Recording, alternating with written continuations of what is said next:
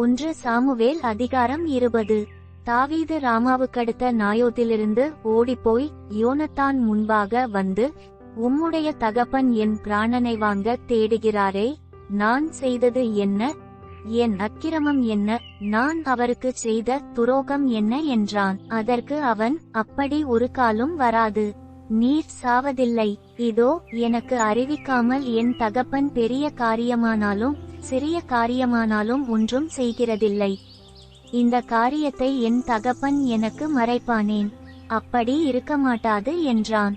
அப்பொழுது தாவீது, உம்முடைய கண்களில் எனக்கு தயை கிடைத்தது என்று உம்முடைய தகப்பன் நன்றாய் அறிவார். ஆகையால் யோனத்தானுக்கு மனநோவு உண்டாகாதபடிக்கு அவன் இதை அறிய போகாது என்பார். மரணத்திற்கும் எனக்கும் ஒரு அடி தூரமாத்திரம் இருக்கிறது என்று கர்த்தருடைய ஜீவனையும் உம்முடைய ஜீவனையும் கொண்டு நிச்சயமாக சொல்லுகிறேன் என்று மறுமொழி சொல்லி ஆணையிட்டான்.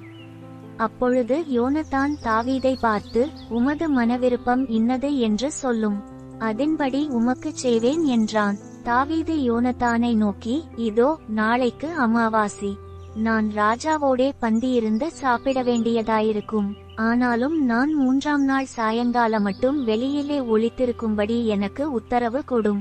உம்முடைய தகப்பன் என்னை குறித்து விசாரித்தால், தன் ஊராகிய பெத்லெகேமிலே தன் குடும்பத்தார் யாவரும் வருஷத்துக்கு ஒரு தரம் பலியிட வருகிறபடியால் தாவீது அவ்விடத்திற்கு போக என்னிடத்தில் வருந்தி கேட்டான் என்று நீர் சொல்லும். அதற்கு அவர், நல்லது என்றால் உம்முடைய அடியானுக்கு சமாதானம் இருக்கும். அவருக்கு எரிச்சலுண்டானால் அவராலே பொல்லாப்பு தீர்மானப்பட்டிருக்கிறது என்று அறிந்து கொள்வீர். ஆகையால் உம்முடைய அடியானுக்கு தயை செய்ய வேண்டும். கர்த்தருக்கு முன்பாக உம்முடைய அடியானோடே உடன்படிக்கை பண்ணியிருக்கிறீரே. என்னில் ஒரு அக்கிரமம் இருந்ததேயானால் நீரே என்னை கொன்று போடும். நீர் என்னை உம்முடைய தகப்பனிடத்துக்கு கொண்டு போக வேண்டியது என்ன என்றான். அப்பொழுது யோனத்தான், அப்படி உமக்கு வராதிருப்பதாக. உமக்கு பொல்லாப்பு செய்ய என் தகப்பனாலே தீர்மானித்திருக்கிறது என்று நான் நிச்சயமாய் அறிந்தேனானால் நான் அதை உமக்கு அறிவிக்காதிருப்பேனா என்றான். தாவீது யோனத்தானை நோக்கி, உம்முடைய தகப்பன் கடினமான உத்தரம் சொன்னால் அதை யார் எனக்கு அறிவிப்பார் என்றான். அப்பொழுது யோனத்தான் தாவீதை பார்த்து, ஊருக்கு வெளியே போவோம் வாரும் என்றான். இருவரும் வெளியே புறப்பட்டு போனார்கள். அப்பொழுது யோனத்தான் இஸ்ரவேலின் தேவனாகிய கர்த்தரை முன்னிட்டு தாவீதை நோக்கி, நான் நாளையாவது மறுநாளிலாவது என் தகப்பனுடைய மனதை அறிந்து கொண்டு அவர் தாவீதின் மேல் தயவாயிருக்கிறார் என்று கண்டும் அதை அப்போது உமது செவிகளுக்கு வெளிப்படுத்தும்படிக்கு உமக்கு சொல்லியனுப்பாதிருந்தார். இஸ்ரவேலின் தேவனாகிய கர்த்தர் யோனத்தானுக்கு அதற்கு சரியாகவும் அதற்கு அதிகமாகவும் செய்ய கடவர். ஆனாலும் உமக்கு தீங்கு செய்ய என் தகப்பனுக்கு பிரியமாயிருந்தால் அதை உமது செவிகளுக்கு வெளிப்படுத்தி நீர் சமாதானத்தோடே போகும்படிக்கு உம்மை அனுப்பி விடுவேன். கர்த்தர் என் தகப்பனோடு இருந்தது போல் உம்மோடும் இருப்பாராக. மேலும் நான் உயிரோடிருக்கையில் நான் சாகாதபடிக்கு நீர் கர்த்தரின் நிமித்தமாய் எனக்கு தயை செய்ய வேண்டியதும் அல்லாமல் கர்த்தர் தாவீதின் சத்துருக்களாகிய ஒவ்வொருவரையும் பூமியின் மேல் இராதபடிக்கு வேறறுக்கும் போதும் நீர் என்றைக்கும் உமது தயவை என் வீட்டை விட்டு அகற்றிவிடாமலும் இருக்க வேண்டும் என்றான்.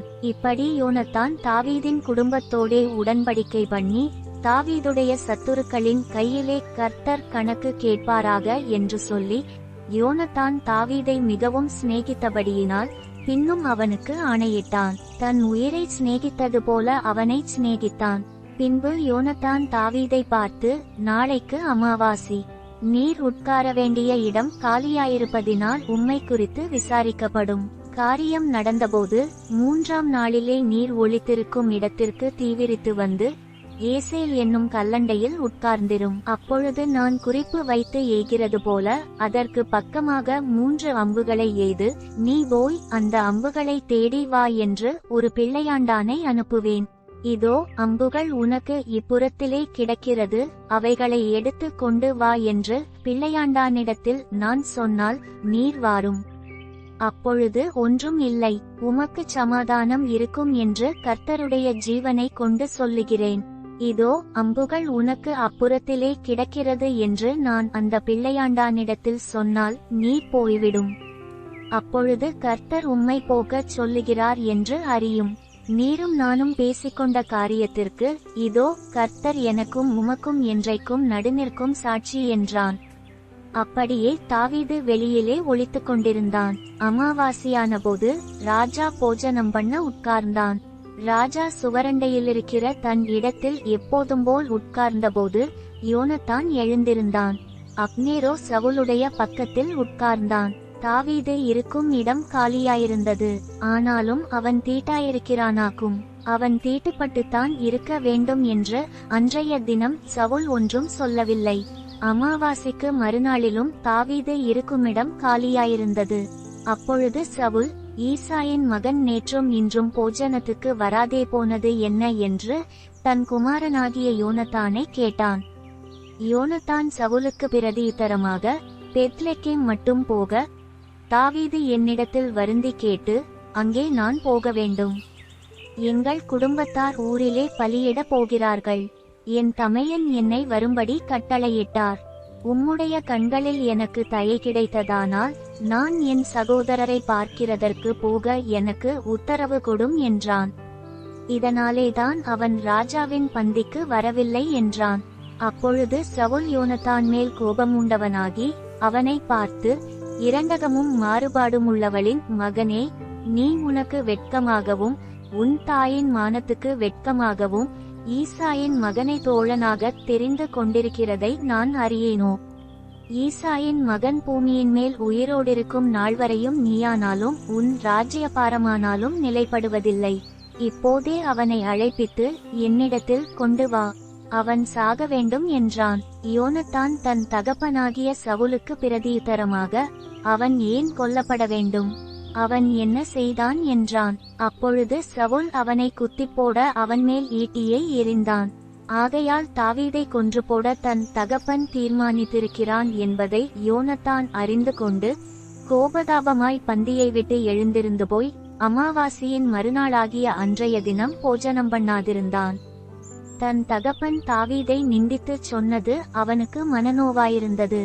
மறுநாள் காலமே யோனத்தான் தாவீதுக்கு குறித்த நேரத்திலே ஒரு சிறு பிள்ளையாண்டானை கூட்டிக் கொண்டு வெளியே புறப்பட்டு போய் பிள்ளையாண்டானை நோக்கி, நீ ஓடி நான் எய்கிற அம்புகளை தேடி எடுத்து கொண்டு வா என்று சொல்லி, அந்த பிள்ளையாண்டான் ஓடும்போது அவனுக்கு அப்பாலே போகும்படி ஒரு அம்பை எய்தான். யோனத்தான் எய்த அம்பிருக்கும் இடமட்டும் பிள்ளையாண்டான் போனபோது, அம்பு உனக்கு இன்னும் அப்பால் இருக்கிறது அல்லவா என்று யோனத்தான் பிள்ளையாண்டானுக்கு பிறகே இருந்து கூப்பிட்டான். நீ தரித்து நிற்காமல் தீவிரித்து பொட்டேனப்போ என்றும் யோனத்தான் பிள்ளையாண்டானுக்கு பிறகே இருந்து கூப்பிட்டான். அப்படியே யோனத்தானின் பிள்ளையாண்டான் அம்புகளை பொறுக்கி தன் எஜமானிடத்தில் கொண்டு வந்தான். அந்த காரியம் யோனத்தானுக்கும் தாவீதுக்கும் தெரிந்ததேயல்லாமல் அந்த பிள்ளையாண்டானுக்கு ஒன்றும் தெரியாதிருந்தது. அப்பொழுது யோனத்தான் தன் ஆயுதங்களை பிள்ளையாண்டானிடத்தில் கொடுத்து, இவைகளை பட்டணத்திற்கு கொண்டு போ என்றான். பிள்ளையாண்டான் போன பின்பு தாவீது தென்புறமான இடத்திலிருந்து எழுந்து வந்து தரையிலே முகங்குப்புற விழுந்து 3 விசை வணங்கினான். அவர்கள் ஒருவரை ஒருவர் முத்தம் செய்து அழுதார்கள். தாவீது மிகவும் அழுதான்.